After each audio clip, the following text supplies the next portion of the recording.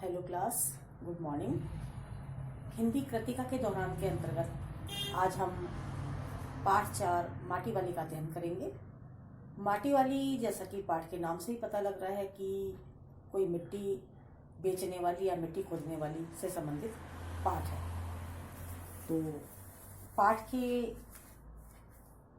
लेखक हैं विद्यासागर नौटियाल। कृतिका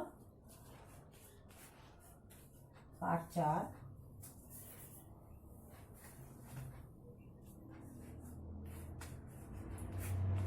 कृतिका पाठ 4 माटी वाली।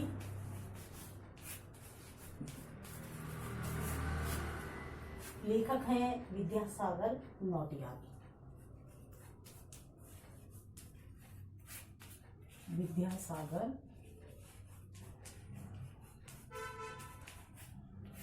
विद्यासागर नौटियाल।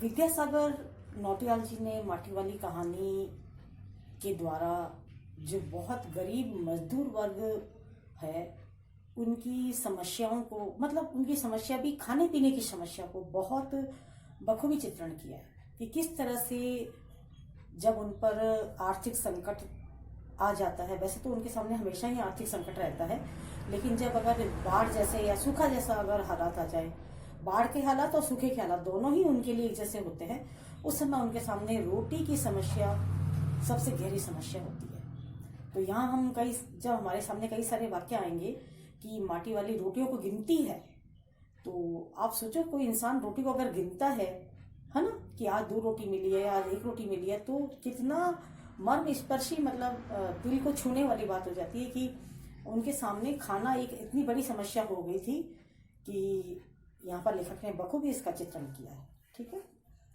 तो टिहरी में भागीरथी नदी है, उस पर एक बांध बनने वाला। ये पाठ की जो पृष्ठभूमि चलेगी हमारी, वो टिहरी में चलेगी। बांध कहाँ बनना है? टिहरी गांव है, वहां पर टिहरी में भागीरथी नदी पर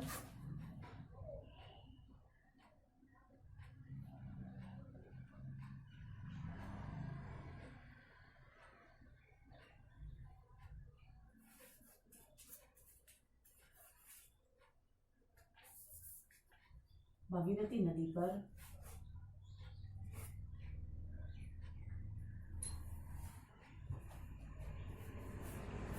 बांध।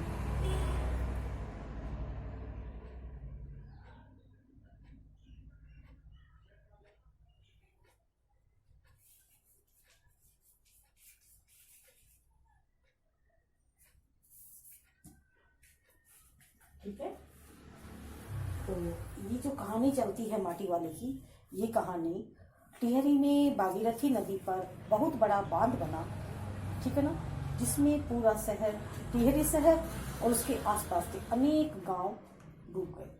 पहले जो लोग अपने घरों और व्यवसायों से जुड़े हुए थे, उनके सामने अचानक विस्थापन की समस्या आ गई। विस्थापन क्या होता है? किसी भी समस्या के चलते अपने स्थान को छोड़ करके दूसरे स्थान पर जाना, शिफ्ट हो जाना, ये विस्थापन की समस्या। तो उनके सामने विस्थापन की समस्या खड़ी हो गई। माटी वाली की कहानी भी इस विस्थापन की समस्या से जुड़ी हुई है कि जब जब बाढ़ आ जाती है या कुछ और हालात, बहुत संकट वाले हालात हो जाते हैं, तो किस तरह से इन मजदूरों के सामने विस्थापन की समस्या आ जाती है। हम पाठ का भी सारे ही पढ़ेंगे क्योंकि हम अभी रिवीजन कर रहे हैं ना। तो माटी वाली, जो बूढ़ी माटी वाली है, वो पूरे टिहरी शहर में घर घर में लाल मिट्टी बांटती है और उसी से उसकी जीवन बसर चलता है। उसका जो गुजर बसर होता है वो लाल मिट्टी को बेचने से ही होता है। और लाल मिट्टी क्या है? घरों में लिपाई पुताई के काम में आती है। लोग, वहाँ के लोग लाल मिट्टी को घर में लिपाई पुताई करना, है ना, और मांडने मारना उसके काम में लेते हैं। एक पुराने कपड़े की गोल सी गद्दी रख लेती है वो, जैसे आपने देखा होगा बहुत सारे लोग जब बोझ उठाते हैं गाँवों में, तो ये गोल गोल, उसको आम भाषा में मैंने सुना है इंडोनी बोला जाता है शायद, है ना, कुछ बनी भी होती है। मटके वटके जब बहुत सारे गाँव की महिलाएं जब पानी लेने जाती हैं तो इंडोनी सर पे रख के फिर उसके ऊपर मटके वगैरह रखती हैं। तो इसके पास ऐसी कोई फैसिलिटी थी नहीं, इतना कुछ था नहीं, तो ये क्या करती थी, कपड़ा लेती थी, उस कपड़े की गोल गोल ऐसा राउंड बना के अपने सर पर रख लेती थी और उसके ऊपर मिट्टी का कनस्तर, ताकि से उसके सर के ऊपर बोझ कम पड़े, है ना। तो एक पुराने कपड़े को गोल गोल गद्दी सा बना करके सर पर रख करके उसके ऊपर मिट्टी का कनस्तर रख के घर घर में वो मिट्टी बेचा करती थी। उसे सारे गांव के लोग, उसका नाम कुछ नहीं जानते थे, केवल और केवल माटी वाली। ऐसा होता है ना अक्सर कि लोग उसका नाम तो भूल जाते हैं और वो क्या काम कर रहे हैं उस नाम से उसको जानने लगते हैं। उसे घर घर में माटी वाली के नाम से जाना जाता था। उसे पुरानी चीजों का बड़ा मोह था, पुरानी चीजों का उसे मोह था, और वो किसी को पुरानी चीजों का कलेक्शन करते देखती थी, संग्रहण करते देखती थी, उसे बड़ा अच्छा लगता था। उसे खुद को तो बड़ा शौक था, लेकिन उसके तो हालात ऐसे थे कि वो संग्रह क्या करे और क्या रखे और क्या बेचे, लेकिन उसे बहुत अच्छा लगता था। और वो लोग अच्छे लगते थे जो पुरानी चीजों का संग्रह करते थे। एक दिन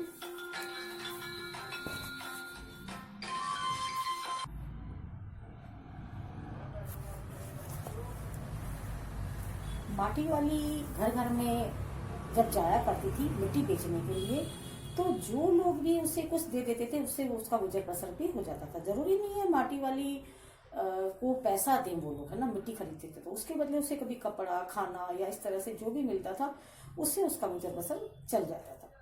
तो एक दिन क्या हुआ कि माटी वाली मिट्टी लेकर ये घर में पहुंची तो मकान मालकिन ने उसे 2 रोटियां दी। जब 2 रोटियां दी तो जब भी रोटी मिलती थी, एक रोटी जब उसे मिलती थी तो बड़ा मन महसूस के रहना पड़ता था, क्योंकि वो खुद तो थी ही, साथ में उसके पति बहुत मतलब उम्र दराज उनके पति थे और बीमार भी रहते थे। तो एक रोटी जब मिलती थी तो वो सोचती थी कि एक रोटी में से मैं कितना खाऊं और कितना अपने पति के लिए बचा करके लेके जाऊं। तो जब जब उसे 2 रोटी मिलती थी तो वो थोड़ा सा उसे बहुत अच्छा लगता था कि हाँ 2 रोटी मिली है तो मैं एक रोटी खा लेती हूँ, क्योंकि वो सुबह निकलती थी शाम को घर पे आती थी, है ना। तो वो सोचती एक रोटी मैं खा लेती हूँ और एक रोटी मैं अपने पति के लिए लेके जाती हूँ। वही हुआ, जब इस घर में वो आई तो उसे 2 रोटियां दी, मकान मालिक ने उसे 2 रोटियां दी। जब 2 रोटियां दी तो उसने एक रोटी चुपके से क्या करा, मकान मालिक इधर उधर हुई तो उसने एक रोटी अपने सर के ऊपर जो रख रखा था कपड़ा, उसकी गंदा सा कपड़ा था लेकिन उसके अंदर उसने बांध ली। मकान मालिक चाय लेकर आई तो उसे और भी अच्छा लगा, और वो पीतल का पुराना गिलास था। उसे याद आया जब उसके पास भी बहुत सारे पीतल के बर्तन हुआ करते थे, आज तो कुछ भी नहीं है, है ना। तो वो उसी पीतल का गिलास था और वो धीरे धीरे फूंक मार करके चाय पीने लगी। माटी वाली ने कहा कि पूरे बाजार में अब किसी के पास ऐसी पुरानी चीजें नहीं रही हैं। इस पर मालकिन ने कहा कि हाँ ये तो पुरखों की जुटाई हुई चीजें हैं, न जाने कैसे कष्टों में जीकर उन्होंने इन्हें खरीदा होगा और आज मैं इसको संभाल के रखे हुए हूँ, लेकिन लोग इसकी कद्र नहीं करते। माटी वाली भी इस बात से सहमत हुई कि पुरखों की बचाई हुई चीज होती है ना, जो पुरखों ने जो चीज बसाई है उसको आजकल के लोग यूं ही बेच देते हैं। जबकि उस मकान मालकिन ने बोला कि मैं तो ऐसी चीजें नहीं बेचती, बल्कि पुरखों की निशानी है इसलिए संभाल करके रखती हूँ। और वो फिर उसने भी कहा और बोला पुरानी चीजों से मेरा मोह आज भी नहीं छूटा है, लेकिन मेरे हिस्से में कोई भी चीज नहीं आई है।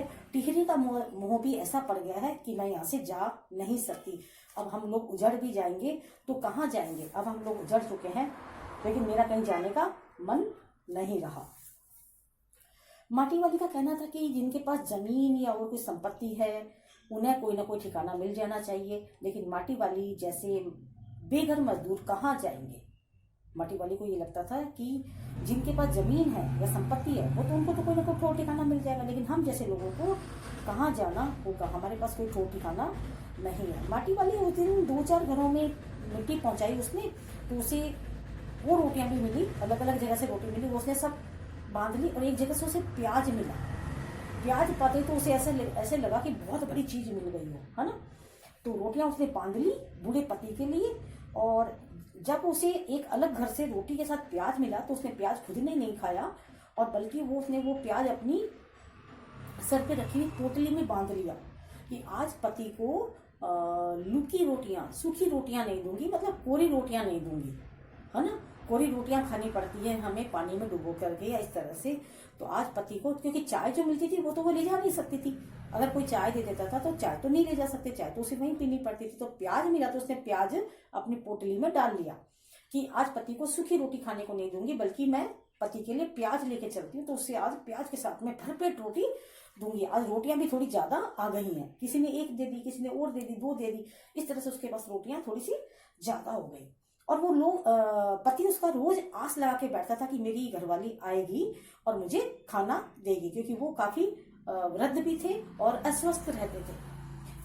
तो आज वो मन ही मन सोच रही थी, बड़ा खुशी हो रही थी कि आज बूढ़े पति के लिए मैं रोटी और साथ में प्याज भी लेकर के जा रही हूँ। रोज तो वो आस लगा के बैठता है कि कुछ लेके आएगी, लेकिन आज मैं अपने पति के लिए प्याज भी लेकर के जा रही हूँ और साथ में उसको प्याज को कूट दूंगी, जिससे वो प्याज से रोटी खा लेगा। घर पहुंची तो दंग रह गई। जैसे ही देखा कि उसके पति थे, उनकी गर्दन लुढ़की हुई थी। सारी तमन्नाएं, जो प्याज को पीस के दूंगी, प्याज को कूट के दूंगी, वो सब वहीं पर उसके हाथ से प्याज की पोटली छूट गई, रोटी की पोटली छूट गई।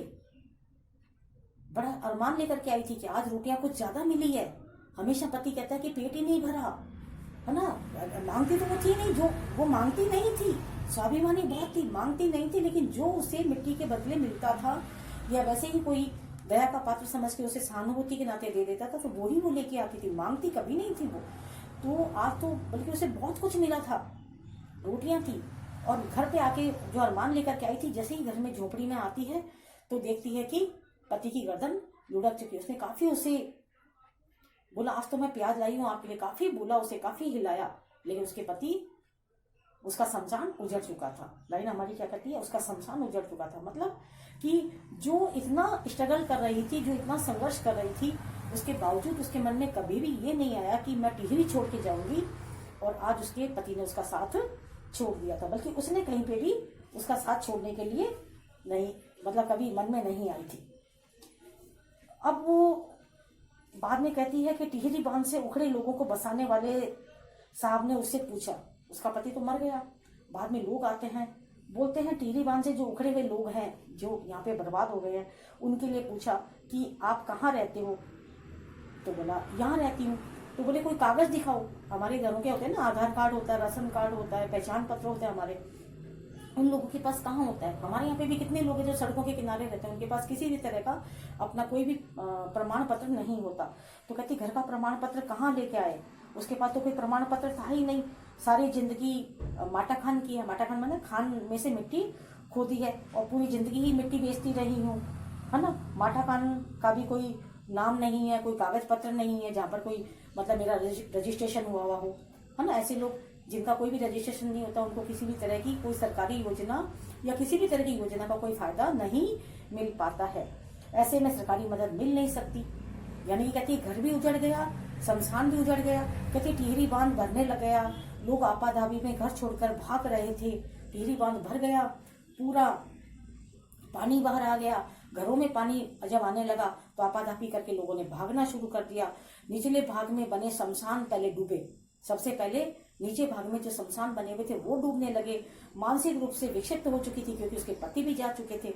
मानसिक रूप से विक्षिप्त हो चुकी थी, वो अपनी झोपड़ी के बाहर बैठी हुई थी और मलाल कर रही थी। क्या मलाल कर रही थी कि गरीब आदमी का शमशान कभी नहीं उजड़ना चाहिए, हे प्रभु, कभी भी किसी गरीब आदमी का शमशान नहीं उजड़ना चाहिए। तो लोगों ने देखा भी था और लोगों ने महसूस भी किया था, पर उसके पास किसी भी तरह की किसी सहायता का कोई भी अनुमान भी नहीं था। वो सोच भी नहीं सकती थी कि कोई मेरी सहायता कर सकता है। क्यों? क्योंकि इन जो लोग वर्षों से रह भी रहे हैं और उनके पास अगर किसी तरह का प्रमाण पत्र नहीं हो, जैसे आधार तो आप चले, लेकिन फिर भी कुछ भी राशन कार्ड होता है या हमारा पहचान पत्र, उनके ऊपर ही हमें सरकारी सहायता मिलती है। तो इस तरह से वो अंत में भी यही कहती है कि मेरा सब कुछ उजड़ गया, हे भगवान, कभी भी गरीब आदमी का शमशान नहीं उजड़ना चाहिए। तो इस पाठ का हमारा सारांश पूरा हो गया। आप इसके शब्दार्थ कॉपी में कर लीजिएगा, कल हम इसके क्वेश्चन आंसर करेंगे। Thank you.